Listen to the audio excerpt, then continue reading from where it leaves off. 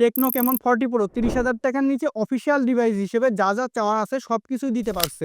এখানে IP rating 68 69 এর rating আছে, সনির সেন্সরযুক্ত 50 মেগাপিক্সেলের ক্যামেরা উইথ ওআইএস, এমনকি কার্ভ ডিসপ্লেও কিন্তু পাচ্ছেন 120 হার্জের সাপোর্টের সাথে 6.78 ইঞ্চির ডিসপ্লে, অপটিক্যাল ফিঙ্গারপ্রিন্ট সেন্সরও পাচ্ছেন। আর এখানে আপনারা 3 বছরের সফটওয়্যার আপডেট এবং কি 5 বছরের সিকিউরিটি আপডেট পাচ্ছেন। এমনকি টেকনো কিন্তু অনেক ধরনের এআই এই স্মার্টফোনটিতে ইনক্লুড করছে, সো সেই ক্ষেত্রে অনেক বেশি ভালো হবে। শুধু ভালো হবে তাই না, কিছু যদি খারাপ পার্টও থাকে সেগুলো আমরা দেখব। প্রথমে যদি ডিজাইন এবং বিল কোয়ালিটির দিকে আসে সেক্ষেত্রে কিন্তু নজর কাড়া ক্যামেরা বাম্প এখানে পেয়ে যাবেন। এইটা কিন্তু পিছনের ব্যাক পার্টের সাথে একদম অ্যাটাচড করা, মানে মেশানো, সেক্ষেত্রে দেখতেও একটা প্রিমিয়াম লুক দেয়। এটার ক্যামেরা মডিউলটা কিন্তু স্যামসাং এর মতো করছে, যে ট্রিপল ক্যামেরা সেটা ব্যবহার করছে। তবে এখানে দুইটা মেন ক্যামেরা আছে। এটার বডি ফ্রেম ব্যাক পার্ট দুই ক্ষেত্রেই কিন্তু প্লাস্টিক ব্যবহার করছে, তবু একটা শক্তপোক্ত ওয়ান বলাই যায় এটাকে।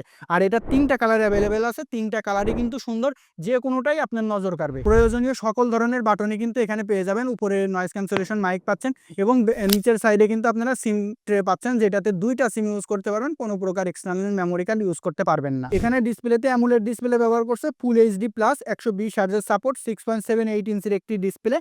আর এখানে 1080x2436 পিক্সেল ব্যবহার করছে, যেটাও কিন্তু ভিডিও দেখার ক্ষেত্রে খুবই কাজে দেবে। মানে 2K 60 FPS এ আপনারা ইউটিউবে ভিডিও প্লে করতে পারবেন, যেটা কিন্তু কোনো প্রকার বাধা বা ল্যাগ যে জিনিসটা দেয় ওইটা হবে না। এখানে যে কার্ভ ডিসপ্লে ব্যবহার করছে এটাও কিন্তু খুবই ভালো।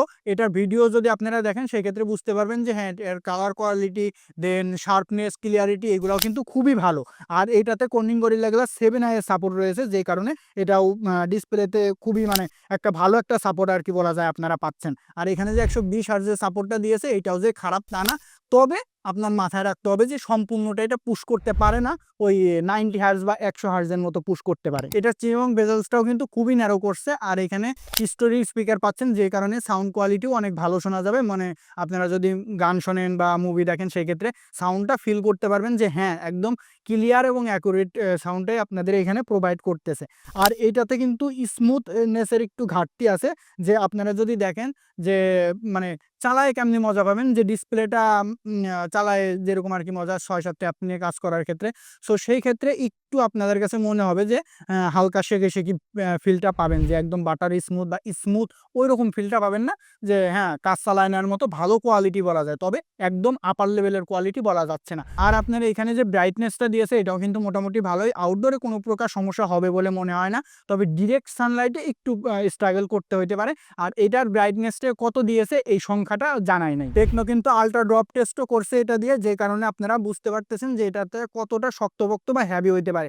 আশ্রয়েও দেখছে তারা, এমনকি মাটিতে রাস্তায় ফেলেও দেখছে, কোনো প্রকার সমস্যা এখন পর্যন্ত হয় নাই। তার মানে বলা যায় এটা একটা ডিউরেবিলিটির দিক থেকেও কিন্তু এটা খুবই ভালো। আর এখানে যে আইপি রেটিং 68 এবং 69 দিয়েছে, যেই কারণে কিন্তু এটাকে একদম ভালোর পর্যায়ে রাখা যাচ্ছে, কোনো প্রকার খারাপের পর্যায়ে রাখা যাচ্ছে না। কারণ দেখা গেল একটা সাইডে ভালো করলে আর একটা সাইডে হয়তো বা একটু কমায় দেয়, যে আইপি রেটিং যেহেতু বেশি দিয়েছে ক্যামেরাতে একটু কমায় দিক বা ডিসপ্লেতে একটু কমায় দিক, তা কিন্তু করে নাই, সেক্ষেত্রে এটাকে ভালোই বলা যাচ্ছে। এখানে মেন ক্যামেরাতে 50 মেগাপিক্সেলের ক্যামেরা ব্যবহার করছে এবং সনির লাইটিয়া 700C সেন্সরটি ব্যবহার করছে, যেই কারণে কিন্তু এটার ছবির কোয়ালিটি যদি আপনি বিবেচনা করেন 30,000 টাকার যে কোনো ফোনের সাথে, অফিসিয়াল ফোনের সাথে, সেক্ষেত্রে কিন্তু এইটা আগায় থাকবে অনেকাংশে। আর এখানে 8 মেগাপিক্সেলের একটা আলট্রা ওয়াইড ক্যামেরাও ব্যবহার করছে, যেটাও কিন্তু মোটামুটি ভালোই বলা যাচ্ছে, একদম খারাপের পর্যায়ে রাখা যাচ্ছে না। তবে 12 মেগাপিক্সেল দিলে এটার কোয়ালিটি কিন্তু আরেকটু ভালো হতো। আর যদি আপনারা ছবির কোয়ালিটিতে আসেন সেক্ষেত্রে ছবির কোয়ালিটিকে ভালো বলা যায়। যদি কালারের দিক থেকে দেখেন সেক্ষেত্রেও কিন্তু ন্যাচারাল টোনটাই রাখার ট্রাই বেশি করে। হাইলাইট, শ্যাডো এরিয়া, দেন নাইট মুড সবকিছুতেই কিন্তু এটা ভালো একটা সাপোর্ট দিতেছে। অফিসিয়াল ফোনের মার্কেট যদি আপনি বিবেচনা করেন সেক্ষেত্রে এইটার মতো ভালো পারফরমেন্স ক্যামেরাতে হয়তো বা আর কোনোটা দেয় নাই ছবির ক্ষেত্রে, ভিডিওর ক্ষেত্রে কিন্তু এখন আমি বলি নাই। নাইট ক্যামেরার দিকে যদি দেখেন সেক্ষেত্রেও কিন্তু ছবিগুলো শার্প থাকে, হোয়াইট ব্যালেন্সটাও কিন্তু ঠিকঠাক আছে। নাইট মুড অন করলে কিন্তু ছবিগুলো যে একদম দিনের মতো আলোকিত করে দেয় তা কিন্তু না, একদম মানে শার্প ক্লিয়ার একটা ছবি দেওয়ার ট্রাই করে, যেটাতে ভালো পরিমাণ মানে আপনাদের দেখলে পছন্দ হবে এরকম ছবি আসলে দেয়। এটার খারাপ দিক কিন্তু একটা আছে, যদি জুম করে ছবি তোলেন সেই ক্ষেত্রে কিন্তু ছবির কোয়ালিটিতে অনেক পরিমাণ ঘাটতি দেখা যায়, ডিটেলসের ঘাটতি আর কি বেশি দেখা যায় এখানে। আর এখানে যে আলট্রা ওয়াইড ক্যামেরা ব্যবহার করছে 8 মেগাপিক্সেল, সেইটাতেও কিন্তু ডিটেলসের অভাব আছে। শার্প অ্যান্ড ক্লিয়ার যেটা আছে সেটা একটু করে, কিন্তু ডিটেলস খুঁজে পাওয়া কষ্ট। ন্যাচারাল টোনটা এখানে বেশি দেওয়ার ট্রাই করতেছে। আর যদি আপনারা পোর্ট্রেটের ছবি দেখেন সেই ক্ষেত্রেও কিন্তু একটা ভালো সাপোর্ট এটা থেকে পাবেন। এটার ভিডিও কোয়ালিটিতে যদি আসেন সেক্ষেত্রে 2K 30 FPS পর্যন্ত ম্যাক্স পাবেন। আর এটার স্টেবিলাইজেশনের কথা যদি বলেন মোটামুটি বলা যায়, একদম ভালো বলা যাচ্ছে না। ক্যামেরাকে যেভাবে আমি ভালো বলছি যে হ্যাঁ ক্যামেরার ছবির কোয়ালিটি ভালো, কিন্তু ভিডিওর কোয়ালিটিতে যদি আসেন সেক্ষেত্রে স্টেবিলাইজেশনের অভাব আছে। তবে 1080p যদি 30 fps বা 60 fps দিয়ে করেন সেক্ষেত্রে কিন্তু স্টেবলটা ভালো পাওয়া যায়, কিন্তু ডিটেলসটা আবার একটু কম পাওয়া যায়। কারণ আপনারা বুঝতে পারতেছেন 2K কোথায় আর কোথায় 1080p। সেক্ষেত্রে এখানে যদি 2K 60 fps রাখতো সেই ক্ষেত্রে হয়তো বা স্টেবিলাইজেশনটা আর একটু ভালো পাওয়া যেত এবং স্টেবল ভিডিও এখান থেকে পাওয়া যেত। 50 মেগাপিক্সেলের সেলফি ক্যামেরা দিয়েও কিন্তু খুবই ভালো ছবি পাবেন, এমনকি ভিডিওর ক্ষেত্রেও অনেক ভালো সাপোর্ট দিতেছে। আর এখানে আপনারা লেফট সাইডে ফ্ল্যাশ স্ন্যাপ ট্যাব বাটন রয়েছে, যেটা দিয়ে মুভিং কোনো সাবজেক্টের ছবি আপনারা তুলতে পারবেন। হয়তোবা ফ্যান ঘুরতেছে, আপনারা ফ্যানের একটা ছবি তুললেন, সেক্ষেত্রেও কিন্তু একদম স্টেবল, একদম মানে একটা ফ্রেম ধরে ওই ফ্রেমটাকেই শুধুমাত্র দেখাবে। সো বলা যায় যে মুভিং সাবজেক্টের ক্ষেত্রে এটা কিন্তু খুবই ভালো সাপোর্ট দিতেছে। আর এটা মনে করেন কিভাবে কাজ করে, আপনি একটা ছবি তুললেন, সেখান থেকে মনে করেন যে 5টা বা 10টা ফ্রেম থেকে যে কোনো একটা ভালো ছবি নিয়ে আপনাকে দেখাবে, যে ক্ষেত্রে বলা যায় যে এটার ছবির এই ফ্ল্যাশ স্ন্যাপ বাটন দিয়ে যেটা আর কি তোলে সেটা কিন্তু খুবই ভালো দিচ্ছে। এর দিকে যদি দেখেন সেক্ষেত্রে এটা কিন্তু একদম সুপার স্মুথ না, এখানে ওএস 15 পাচ্ছেন, এমনকি অ্যান্ড্রয়েড 15 এর উপর রান করতেছে। এটাতে 3 বছরের মেজর আপডেট মানে অ্যান্ড্রয়েড আপডেট পাবেন এবং সিকিউরিটি আপডেট হিসেবে 5 বছরের পাচ্ছেন। তবে এখানে কিন্তু একটু কনফিউজ থাকে যে টেকনো কি 5 বছর আসলেই সিকিউরিটি আপডেট দেবে কিনা, এটা নিয়ে কনফিউশন অনেকের মধ্যেই থাকতে পারে। অবশ্যই থাকবে, এটাই স্বাভাবিক, কারণ টেকনোর যে ইউআইটা আছে সেটা কিন্তু একদম ফুল অপটিমাইজ না। হয়তোবা 5 বছরের জায়গায় 4 বছর দিল বা 3 বছর দিল, এটাও হইতে পারে। একদম যে হাতে কলমে 5 বছর দেবে এটাও বলা যাচ্ছে না। আর ওরা কিন্তু ক্লেম করতেছে যে 5 বছর পরেও যেই আপডেটটা দেবে এটার মাধ্যমে স্মুথ একটা পারফরমেন্স 5 বছর পর্যন্ত ধরে রাখা যাবে। বর্তমানে আপনারা যদি ইউজ করেন সেক্ষেত্রেও দেখতে পারবেন যে হালকা পাতলা ল্যাগ বা বাগ ইস্যু আছে। সো 5 বছর পরে যে একদম স্মুথ পাবেন তা কিন্তু না। এটা নিয়ে যদি আসলেও অনেক বেশি কাজ করে তারা, তাইলে সেই ক্ষেত্রে বলা যায় যে হ্যাঁ ভালো একটা পারফরমেন্স দেবে। তবে একদম এক্সপেকটেশন ওইরকম রাখেন না যে আমি 5 বছর পরে এরকমই পাবো। 2 বছর পরে দেখা যাবে যে পারফরমেন্স ড্রপ করতেছে।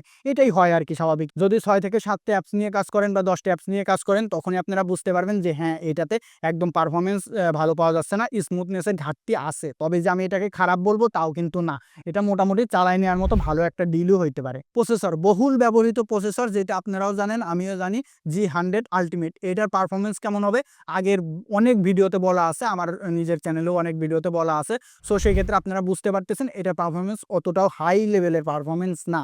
এটার আন্তঃ স্কোরের দিকে যদি দেখেন সেক্ষেত্রে 4 লাখ কত 30 থেকে 40 হাজারের মতো পাওয়া যাবে। সো এটার গেমিং পারফরমেন্সও কিন্তু মোটামুটি বলা যায় হাই লেভেলের এক্সপেকটেশন কারোর এটা থেকে থাকা উচিত না, কারণ এটা গেমিং কেন্দ্রিক ফোন হিসেবে বিবেচনাও করা যায় না। কারণ পাবজিতে আপনারা 40 FPS পাবেন, দেন ল্যাগ বাগ এই ছোটখাটো ইস্যু তো থাকবেই, এটাই স্বাভাবিক। আর এখানে আপনারা যদি কল অফ ডিউটি খেলেন সেক্ষেত্রে মিডিয়ামের সাথে হাই গ্রাফিক্সে খেলতে পারবেন। এটাও যে একদম সুপার স্মুথ চলবে তা কিন্তু না, হালকা পাতলা ল্যাগ বাগ ইস্যু থাকবে, এটাই মানিয়ে নিয়ে দেন আপনারা বুঝে শুনেই কিনতে হবে যে হ্যাঁ এটাতে আপনার ক্যামেরার দিক থেকে ডিসপ্লের দিক থেকে একটু ভালো পাচ্ছেন, কিন্তু ক্যামেরাতেও একটু ঘাটতি আছে যে ভিডিওর স্টেবিলাইজেশনটা একটু কম। এখানে আপনারা 8GB র্যাম 256GB স্টোরেজ পাচ্ছেন। যদি র্যাম টাইপ দেখেন LPDDR4X আর স্টোরেজ টাইপ UFS 2.1, এটাও মোটামুটি বলা যায় একদম বেশি যে ভালো তা কিন্তু না। আর এটাতে কিন্তু অনেক ধরনের এআই আছে, যে এআই গুলো কাজে লাগানোর মতো। আপনারা এআই দিয়ে রেগুলার কাজ মানে আপনার অ্যাসিস্ট্যান্ট হিসেবে কাজ করাইতে পারবেন, অনেক কিছুই এখানে পাচ্ছে। ব্যাটারিতেও কিন্তু ভালো করছে, 5200 mAh এর ব্যাটারি এবং 45 ওয়াটের ফাস্ট চার্জার রয়েছে, যেটা চার্জ হইতে একটু বেশি সময় লাগে, মানে 1 ঘন্টা 10 মিনিট 15 মিনিট মতো টাইম লাগে। এটা থেকে যদি আপনারা একদম টানা ইউজ করেন, হেভি ইউজ করেন, সেক্ষেত্রে কিন্তু 7 থেকে 8 ঘন্টার মধ্যে একটা সাপোর্ট পাবেন। আর যদি আপনারা দেখেন রেগুলার ইউজেসে ক্ষেত্রে একদিন একদম অনায়াসে সাপোর্ট দিতে পারবে, কোনো টেনশন করতে হবে না। একটা ফোন কেনার সময় যেই পয়েন্ট দরকার বা যেই পয়েন্টগুলো আমাদের জানা দরকার, আমি সবগুলোই আশা করি আপনাদের বুঝাইতে পারছি। ভিডিওটা কেমন লাগছে আমাদের কমেন্ট করে জানাতে পারেন। আর আমি একটু অসুস্থ থাকার কারণে 1 দিন বা 2 দিন লেট হচ্ছে আমার এই ভিডিওটা আপলোড দিতে, মাথার এখানে একটু কেটে গেছে এই কারণে। আজকের মতো এই পর্যন্তই, দেখা হবে আর একটা ভিডিওতে। ততক্ষণ পর্যন্ত আল্লাহ হাফেজ।